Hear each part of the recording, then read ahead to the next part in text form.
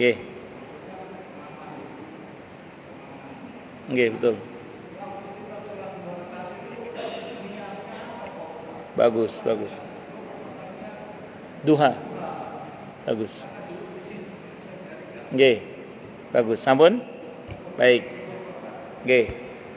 Ketika kita sholat syuruk atau isyraq, di mana matahari terbit 15 menit setelahnya kita sholat, Bapak boleh pilih niat sholat isyraq, boleh. Sholat duha, boleh. Niat sholat awabin, boleh.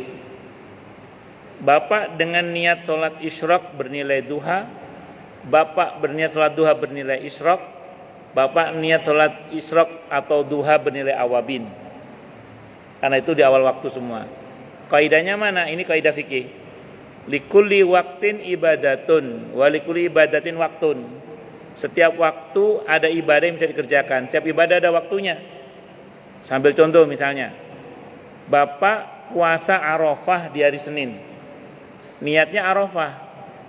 Sudah diotomatiskan Bapak dapat pahala hari Senin. Bapak puasa hari Senin di Ayyamul Bid, otomatis Bapak dapat pahala Ayyamul Bid juga. Itu sudah diotomatiskan itu.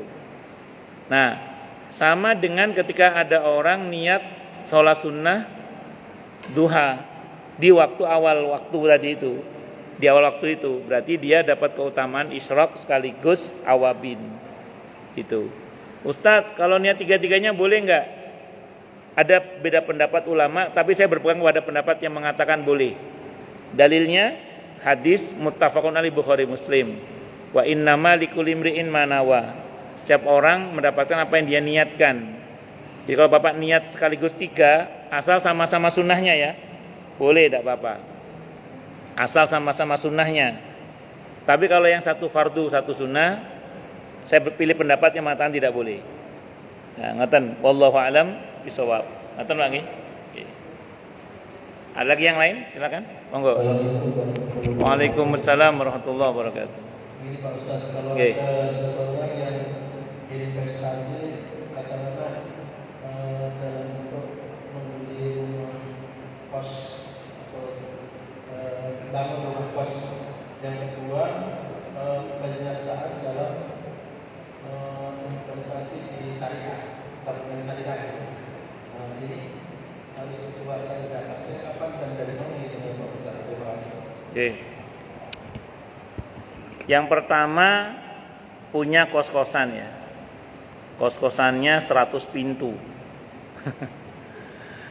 Per satu pintunya per bulannya 1 juta misalnya. Lumayan 100 juta per bulan. Misalnya.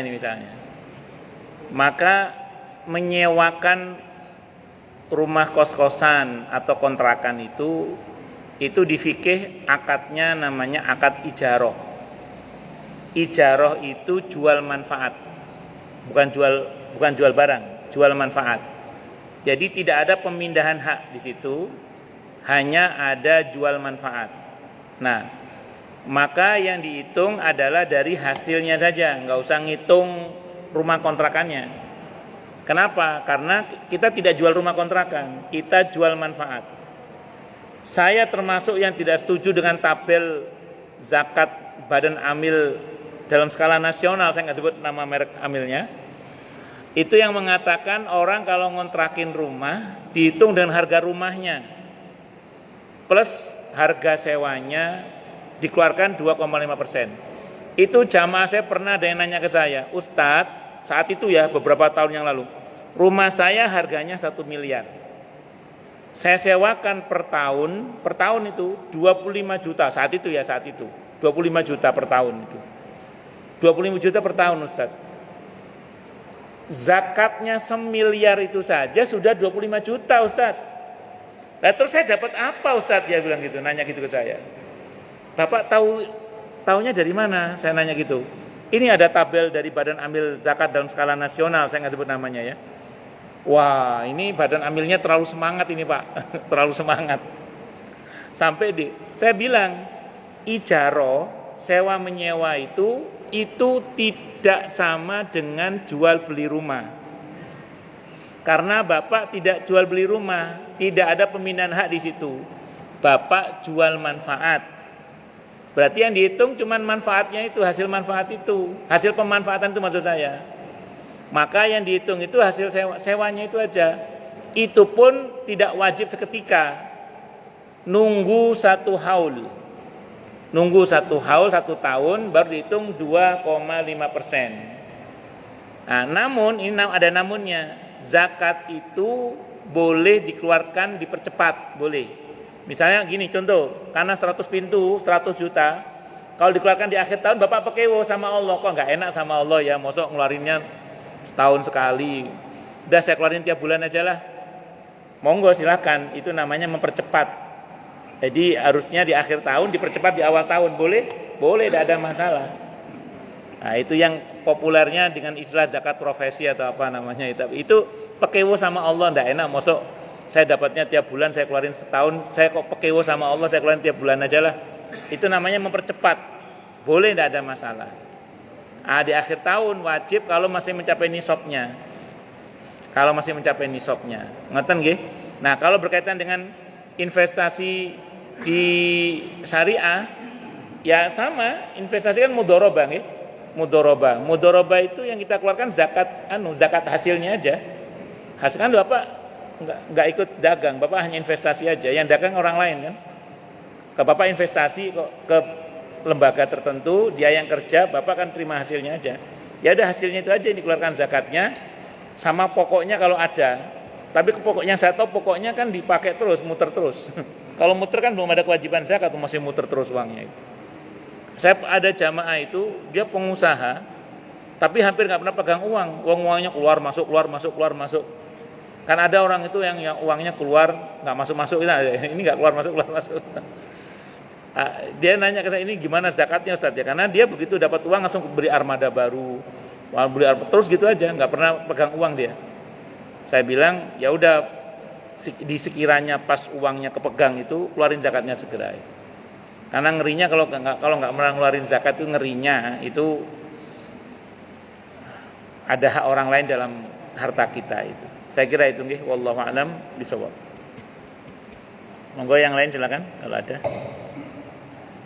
Assalamualaikum warahmatullahi wabarakatuh. Waalaikumsalam warahmatullahi wabarakatuh. Saya pernah menerima berat dari kawan yang mana mengatakan dilarang pakai sarung untuk sholat. Yang pertama, sarung warna merah. Yang kedua, sarung bergambar ikan atau batik. Yang ketiga, sarung yang dipakai lebih lutut. Yang keempat, sarung yang bolong-bolong lebar. Yang kelima, sarung sutra. Yang keenam, sarung mukena. Yang ketujuh, sarung bergambar hewan. Yang kedelapan, sarung bergambar agama lain. Yang kesembilan, sarung beli dari haram barang yang benar. Yang kesepuluh, sarung yang tak berizin.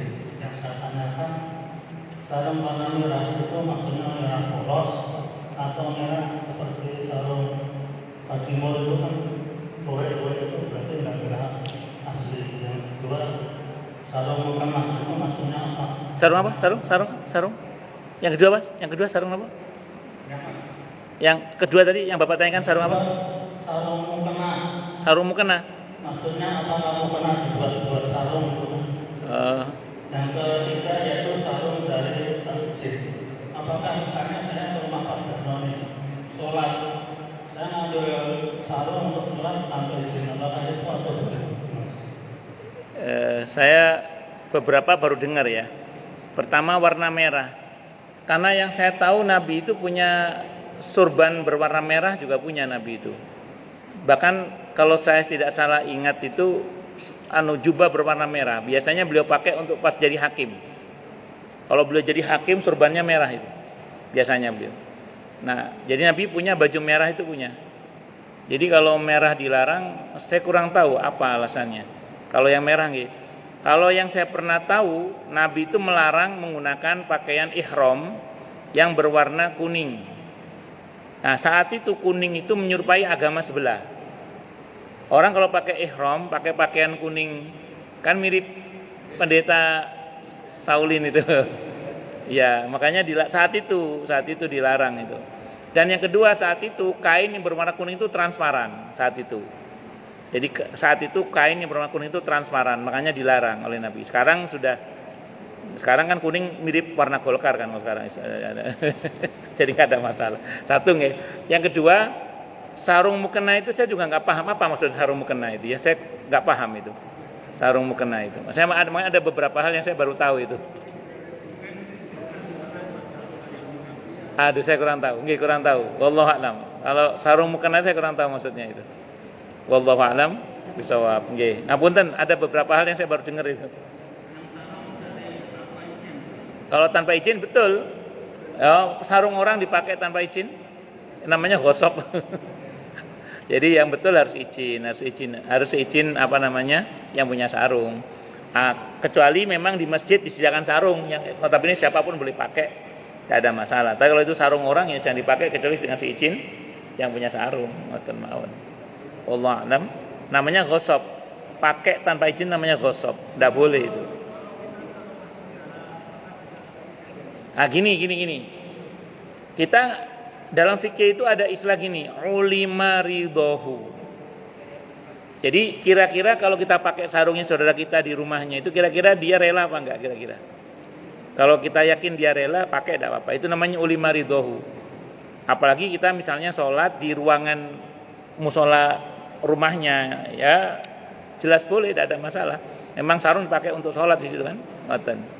Wallahu alam. Kecuali jenengan boleh apa enggak ya? Soalnya wongnya medit ya wongnya. Ya kalau gitu izin dulu kalau begitu. Nah, pokoknya kalau jenengan yakin orangnya mengizinkan, namanya ulima ridhohu, kita tahu orangnya pasti ridho, silakan. Tapi kan memang ada Pak, jenis saudara yang pelit itu kan ada. Jangan ragu-ragu, iki oleh apa ora, wong medit pokoke. Yang begitu itu ya jangan dipakai kecuali Anda izin. Ngoten nggih? Wallahu alam bishawab. Ada lagi atau cukup? Cukup dulu nggih. Kita tutup dengan hamdalah. Alhamdulillahirabbil alamin. Semoga kajian kita bisa bermanfaat, mubarakah fi dini wa dunya wal akhirah untuk kita, keluarga kita dan seluruh umat Islam semuanya. Dan mudah-mudahan kita semua dijadikan oleh Allah sebagai orang-orang yang sukses dunia akhirat, selamat dunia akhirat, bahagia dunia akhirat, dan dipermudah urusan kita oleh Allah fi dini wa dunya wal akhirah. Semoga Allah limpahkan hidayah selalu untuk kita. Semoga Allah tingkatkan selalu hidayah untuk kita, dan semoga Allah berikan hidayah untuk siapapun yang melihat kita. Subhanakallahumma bihamdika asyhadu an la ilaha illa anta astaghfiruka wa atubu ilaik. Sallallahu alaihi Muhammad wa ala alihi wasallam. Saya mohon maaf. Assalamualaikum warahmatullahi wabarakatuh.